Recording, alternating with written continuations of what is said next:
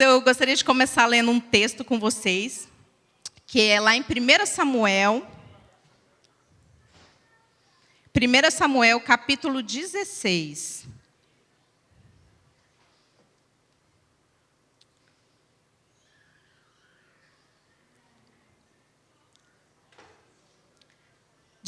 A partir do verso 1, que diz assim, ó. Disse o Senhor a Samuel: até quando terás pena de Saul?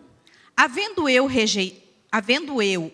rejeitado, para que não reine sobre Israel?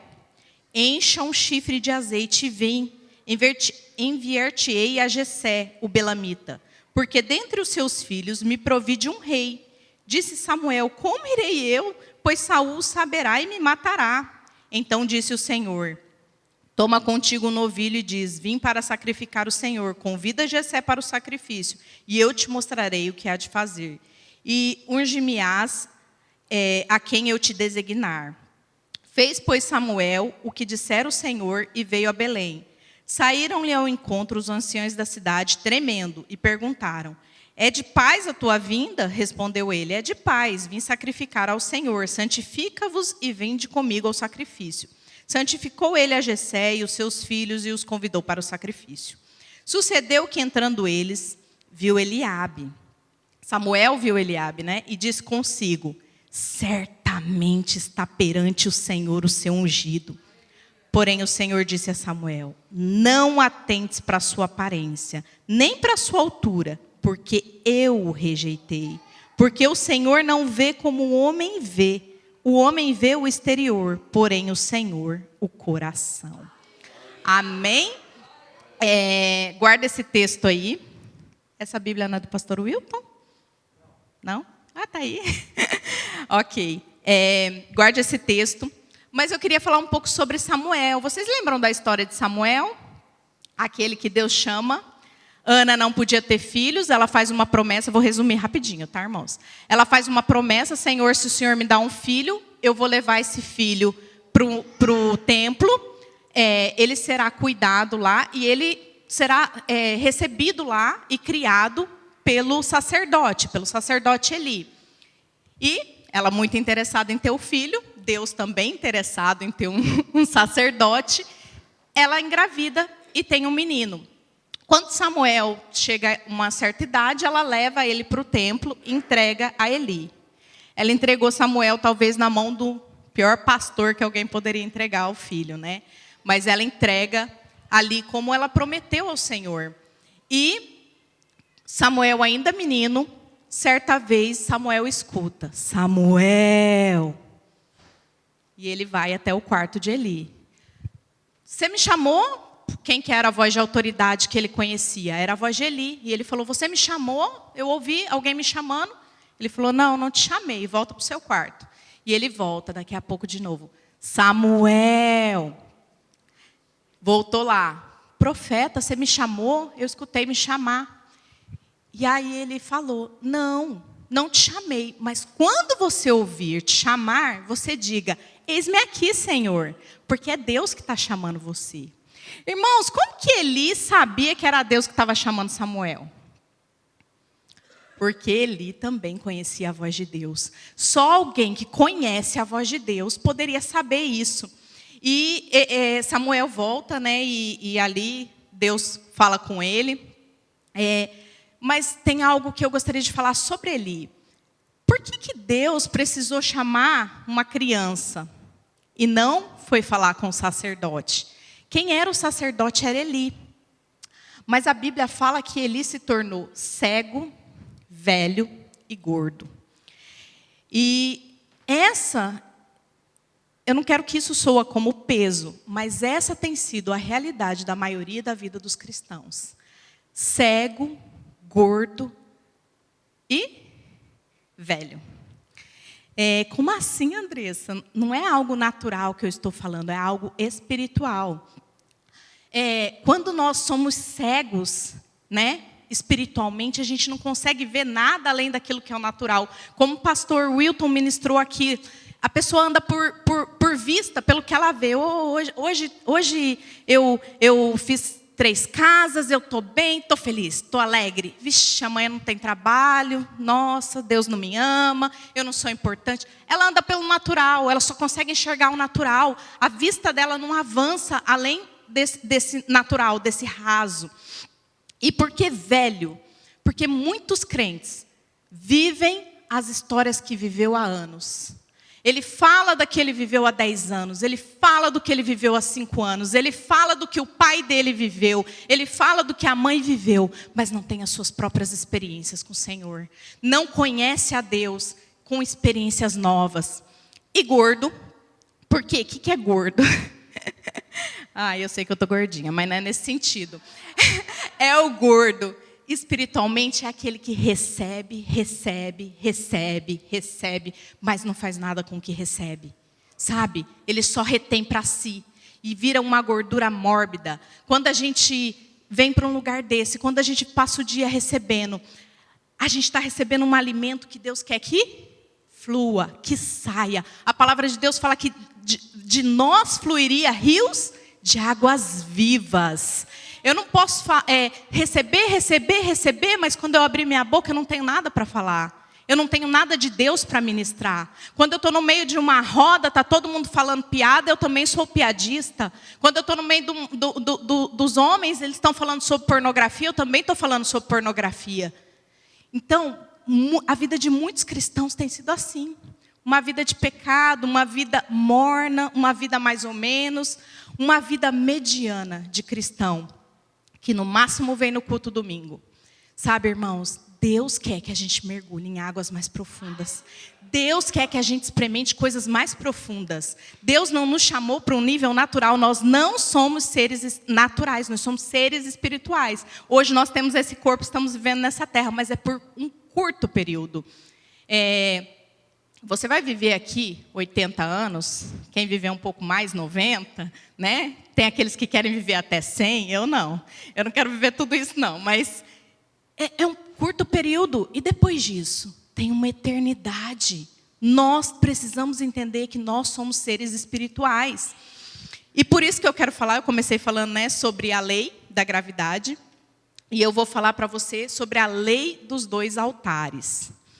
Está lá em Mateus 6:6.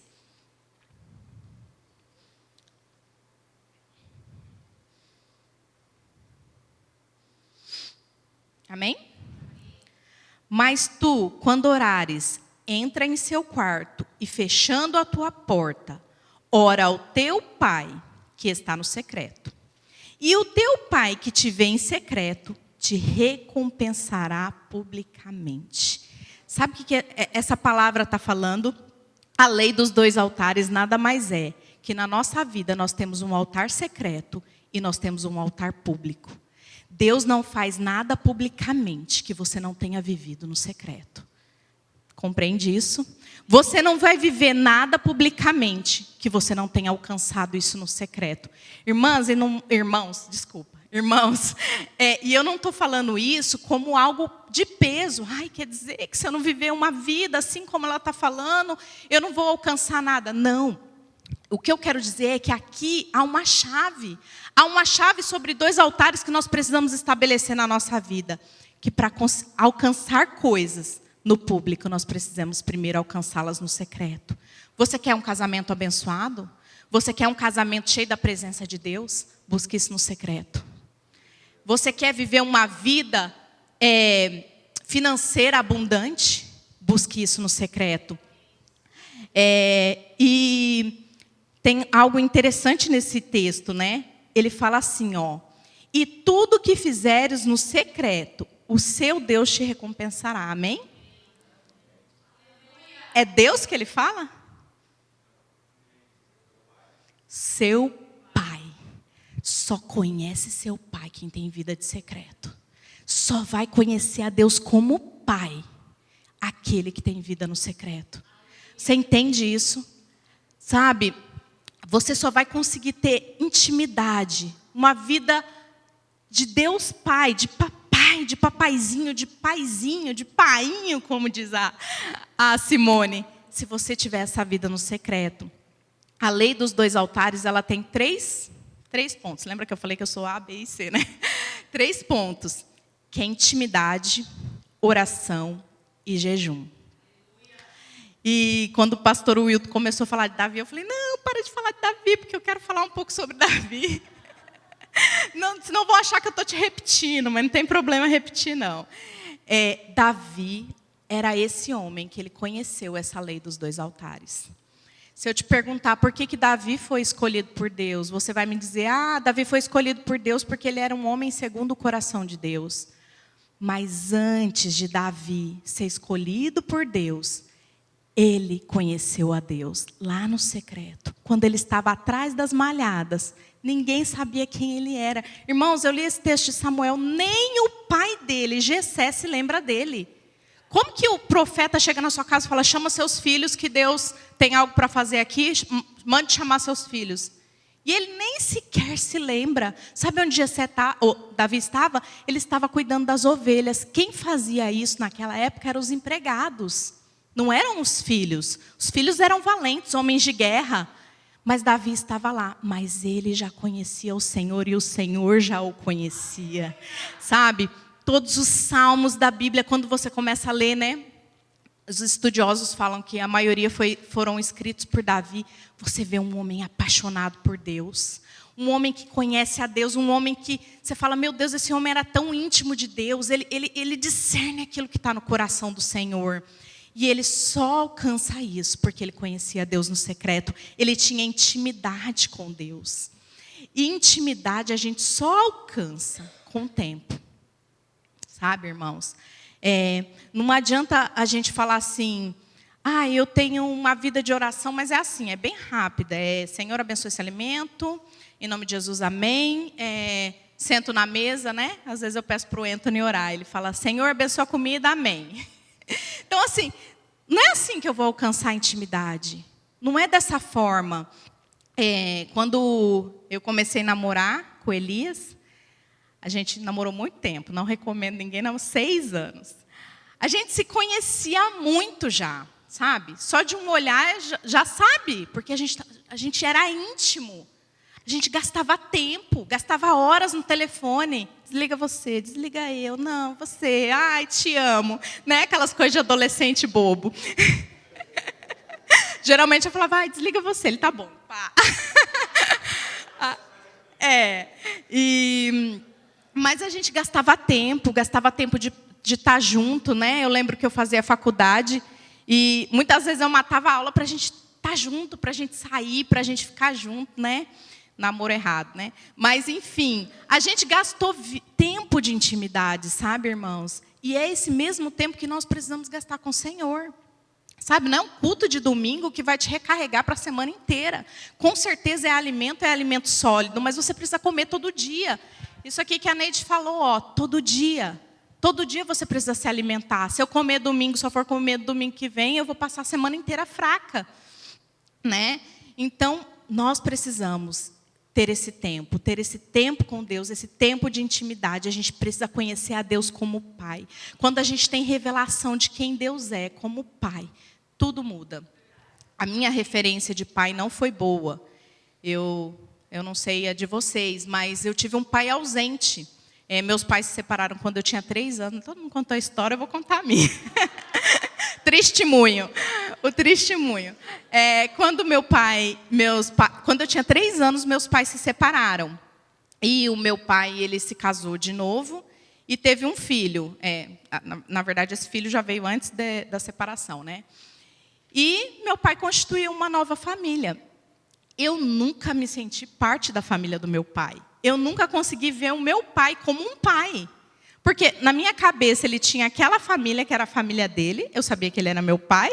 A cada 15 dias eu passava tempo com ele, né? Eu e minha irmã. A gente ia para a casa dele. Mas eu não sabia o que era ter um pai. Um pai, né? Eu falo que eu estou vendo a forma, o que é ser um pai agora, depois de casada com meu marido, com os filhos, que os filhos podem correr, subir em cima, ele jogar para cima. Eu nunca tive isso com meu pai. Então, assim, eu fui descobrir que quem era o meu pai era Deus, sabe? E isso era suficiente. Eu podia muito bem ter sentado e ficado chorando ali. Eu nunca tive um pai. Oh Deus, quão miserável eu sou. Mas não, eu falei, Deus, meu pai natural não me supriu naquilo que eu necessitava. Quando eu era criança, o diabo falava muito na minha mente. Eu me sentia muito, como que fala? Menosprezada, rejeitada. Muito rejeitada. E sabe, eu podia ter assumido essa identidade para o resto da minha vida. E me amargurado para o resto da minha vida. Mas teve um dia que eu tomei uma decisão. Eu lembro que foi tipo um encontro, né? Chama Veredas Antigas. E naquele curso eu falei, encerrou aqui esse ciclo. E a minha história, o meu passado não me define. Eu não vou mais viver a minha vida chorando pela rejeição da falta do meu pai, porque meu pai constituiu outra família. Eu não vou mais chorar por isso. Sabe, o seu passado não te define. Não importa se você não teve um pai, não importa se você não teve uma mãe, não importa se o seu casamento não foi do jeito que você pensou. Não importa, isso não te define. Você tem um pai que você só vai conhecer na intimidade. Se você gastar tempo, se você desejar. O segundo pilar desses 2 altares, da lei dos 2 altares, é a oração. Nós precisamos termos tempo em oração, sabe, irmãs? Eu não vou falar, ore 1 hora, né? Eu lembro que um dia eu escutei um pastor, ele falou assim, todo crente tem que orar pelo menos 1 hora. Eu falei, nossa, eu acho que eu orava uns 15 minutos. Falei, Daí a gente foi numa outra reunião e eu escutei o Luciano Subirá falando que ele orava 4 horas e não sei quantas horas em línguas. Eu falei, Jesus, mas eu estou muito longe desse padrão. Eu não estou ditando uma lei, tem que ser 1 hora, tem que ser meia hora. Mas gaste tempo de oração. Entra para o seu quarto, fecha a sua porta. Às vezes a gente fala os nossos problemas para tantas pessoas que não podem resolver. Às vezes você chega lá no trabalho e fala do marido, e fala da mulher, e fala dos filhos, e fala das contas, mas você não fala para a única pessoa que pode resolver. Tenha tempo de oração, gaste tempo com o Senhor. Fala, Senhor, fala comigo. E não fale só não, deixa Ele falar. Aprenda a ouvir a voz dEle. Fique em silêncio, fala, Senhor, agora eu falei tudo, agora fala o Senhor. E Ele vai começar a falar ao seu coração. Você não vai ouvir uma voz, talvez, audível, mas você vai ouvir no seu espírito. Ele te direcionando, Ele te guiando. E o terceiro pilar é o jejum. Sabe, quando a gente fala de graça, quando a gente começou a aprender, né, sobre a graça, eu meio que entrava em crise com esse negócio de jejum. Eu falava, gente, mas por que tem que jejuar se a gente está na graça, né? Porque na minha cabeça, jejum era uma barganha. Eu vou ficar 20 dias sem comer para alcançar tal graça do Senhor. Eu vou ficar 20 dias sem comer pelo meu casamento. Eu vou ficar, né? E não, jejum é o tempo que você se abstém de algo que tem dominado a sua carne para você ficar sensível a ouvir a Deus. Para você ficar sensível a ouvir a voz de Deus. Para você crescer em fé. Esse é o objetivo correto do jejum. A gente não faz jejum para barganhar com o Senhor. Nós fazemos jejum para a gente crescer em fé. Você lembra que teve uma situação que os discípulos falam assim para Jesus, que havia demônios ali, e Jesus fala assim, olha, esses demônios só saem com jejum e oração? Jesus estava falando, olha, quando vocês tiverem fé, tiverem autoridade em jejum e oração, vocês expulsarão esses demônios. Sabe? Então, nós precisamos ter esses 3 pilares na lei dos 2 altares. E quando a gente tem esses 3 pilares, a nossa recompensa, aquilo que a gente alcançou no secreto, a nossa recompensa será publicamente. E será pública, né? Será publicamente. E Davi, eu só amo Davi, né? Ele teve seus erros lá, né? De adultério e talvez não tenha sido omisso, talvez não, ele foi omisso, né, em relação aos seus filhos, mas Davi era um homem segundo o coração de Deus. E Davi só vence aquele gigante porque ele já tinha alcançado algo no secreto. Vocês conseguem compreender isso? Quando Davi fala, olha, eu vou lá, eu vou matar esse Golias. Golias estava envergonhando o povo de Deus. Ele gritava, me dê um homem, me dê um homem. E não tinha homem naquele exército para lutar contra ele. E Davi vai lá e fala: eu irei, eu vou lutar contra ele. Não, então põe essa armadura aqui. Como que você vai? Um menino. Como que você vai lá? Você não é guerreiro. E ele fala assim: eu já matei um urso. Eu já matei um leão. Eu já matei, primeiro foi o leão, né? Eu matei um leão, eu matei um urso. Agora eu posso matar um gigante. Sabe, muitas vezes a gente quer matar gigantes na nossa vida, sem antes ter passado por esse processo. Esse processo de... Ai, amém. Eu falo muito rápido.